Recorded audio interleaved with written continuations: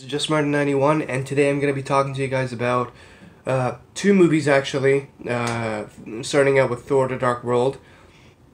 I got backed up yesterday with my reviews, so I'm doing both of them today.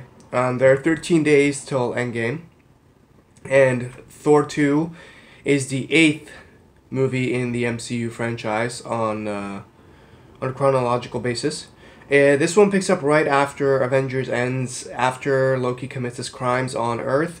He gets taken back to Asgard to pay for them, essentially. That's the idea. That is the only connection that those two have, and which is why I chose to do that before I did Iron Man 3, which was released directly after Avengers in, well, release order. Yeah, aside from that, in the grander scheme of things, Thor is a filler story, and a lot of people like to skip it because it's not one of the best movies they have in the franchise.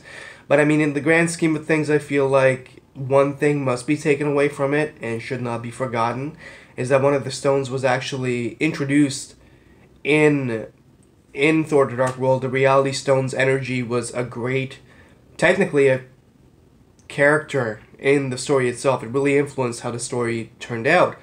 That's all I'm going to say about that. The movie itself was a really low follow-up to Thor 1. Thor 1 really set the bar a bit high, in my opinion. But I mean, then there were a lot of people who also didn't like that movie that much. But I mean, like, I feel like if people didn't like Thor 1, Thor 2 made Thor 1 look like it was a freaking masterpiece. Now, I mean, either way, I don't know. Like, Thor 2 was fun, but it's just not up there with all the other ones. And you know, after when you're on phase 2 and phase 1, everyone's kind of like picking up and, you know, we're all revving up for something. But phase 2, there's something more concrete. Almost all the movies should be building up to something greater. And while this one had that specific gem that kind of held everything together, I felt like the storyline was so just on its own. It was almost a standalone movie. But it really just served its purpose, I guess. So basically the ending of this movie, spoiler alert, in the ending credits scene, the Reality Stone gets honed into, basically into place and gets taken to the Collector. The Collector, who is located in Nowhere, which is out in the other realms, and he basically is guarding all these ancient, basically, collections and stuff like that.